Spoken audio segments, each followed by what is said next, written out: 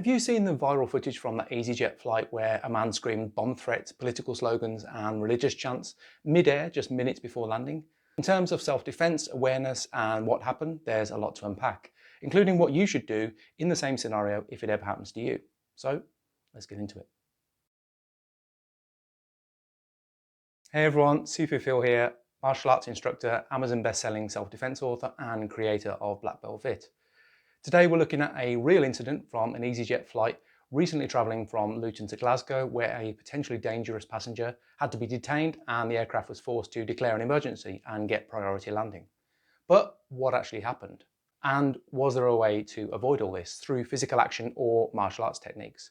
It's a short video, so let's watch it together now. I've got my trusty ancient laptop out again, so let's see. Okay, let's check this out. Bomb the plane. This guy's crazy. Passengers are up. Two of them. One in front, one behind. Cabin crew. Well, there we go. So yeah, very strange. A lot going on there, so let's break it down. In terms of background, EasyJet flight EZY609 was about 10 minutes from landing when an agitated individual stood up and began loudly yelling about explosives, America and Trump during a time Trump was visiting in Scotland. Now, this wasn't just a vocal drunk or someone being a bit annoying. This man stood up just before landing and specifically started shouting about having a bomb. He yelled phrases like Allahu Akbar, death to Trump and death to America. Multiple passengers began shouting and you can hear children crying in the background too.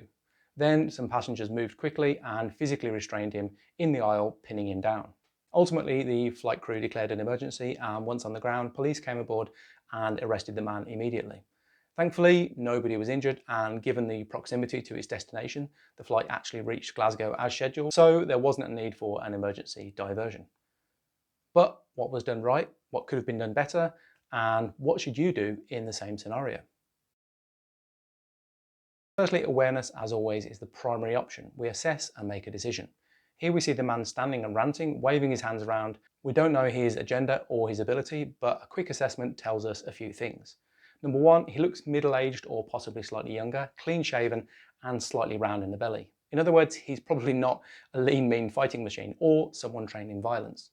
Number two, he's already been through security, which in British airports, even on domestic flights, means he's unlikely to be carrying any serious weapons, sharp objects or knives. That doesn't make it impossible that he's fashioned one or found something, but it's less likely. Number three, he's looking around wildly and doesn't seem too focused. His attention is distracted, which is ideal for neutralizing him. It also means he probably doesn't have a specific agenda beyond ranting, but we can't be sure. Now comes the intervention from the passengers. Most are either trying to ignore him or hide away, which is understandable given the circumstances, but a couple do get involved. One man in green stands up, drawing the ranting man's attention, while another moves behind.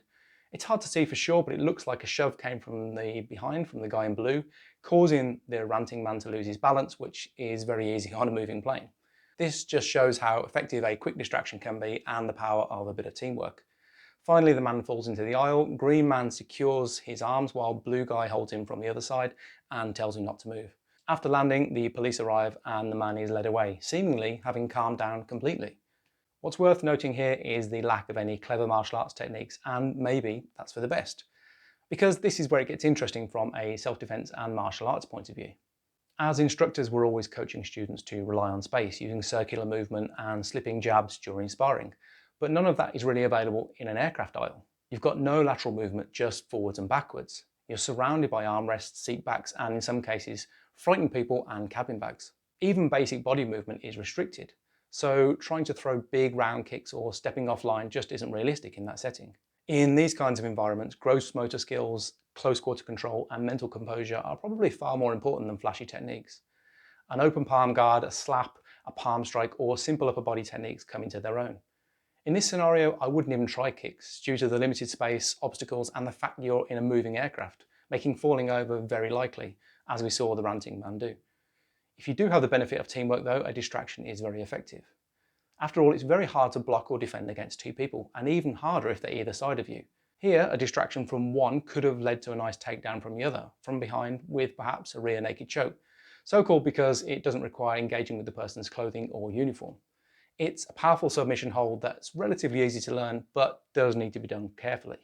If held too long, it can cause long-term injury, or worse.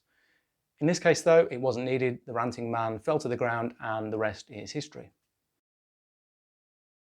Let's talk about, was this guy a threat? Let's pause here and think about what was his goal. Was he actually trying to hurt someone? Did he have a weapon, or was this a mental health crisis? From all available reports, including police statements, it doesn't appear that he had any explosives or weapons. His family now say that he has a history of mental illness and that he's actually harmless. But that doesn't mean it wasn't terrifying. Children were on board, families, people returning home or heading to see loved ones. Shouting about bombs and screaming death threats mid-flight is going to put everybody on edge. But I suspect this was more about delusion or mental illness than a calculated terrorist act. Still, he needed to be dealt with quickly, and the passengers who stepped up should be commended for that. Despite all that happening, I think we need to remember that sometimes the most dangerous people on a flight aren't the ones yelling, it's the rest of the passengers.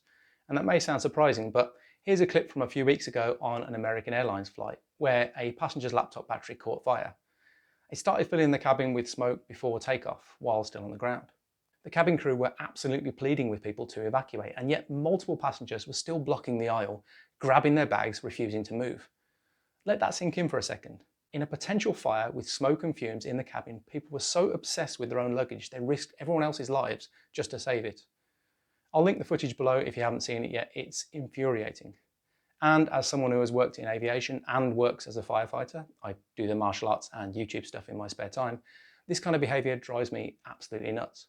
It's not just dangerous, it's selfish to the extreme. And this brings us to a bigger point overall. We often celebrate the heroic moments, someone tackling a threat or saving the day. But real selflessness isn't just about pinning down a would-be attacker or would-be hijacker. It's also about the quiet choices we don't hear about. Things like moving out of the way, leaving your bag behind, letting others off the plane first, and staying calm when others panic. These are small decisions, but they can be the difference between life and death in emergencies. So yes, tackling a threat is heroic, but so is helping others to stay calm and not making things worse. So what can we learn from all this? Well, here are a few little takeaways, especially for those of you training in martial arts or self-defense. So number one, training for close quarters. It's always worthwhile practicing techniques that work without space, like clinch control, simple striking, and even verbal de-escalation. Number two, know your environment. On a train, in a lift, or on a plane, space and movement are limited. Adapt your game plan. And number three, mental flexibility matters. Not every threat is clear-cut. Some people are dangerous, some are distressed, but either way, inaction isn't really an option. 4, be the calming presence. You don't have to be the loudest person in the room. Sometimes just keeping your head is enough to help others keep theirs. So I'll wrap this up with one final thought. You don't need to be an expert or a black belt to help in an emergency. You just need to be calm, aware, and willing to act. That might mean restraining a threat, or it might just mean following crew instructions and getting out of the way to help others. Either way, it's about thinking beyond yourself. Because in confined environments like airplanes, your actions can affect dozens or even hundreds of people. Thanks for watching. If you found this interesting, please give the video a like and subscribe for more breakdowns like this. It helps out a lot. And if you're curious about improving your own self-defense or martial arts skills, check out the links to my books below. Until next time then, train hard, train smart, and stay safe out there.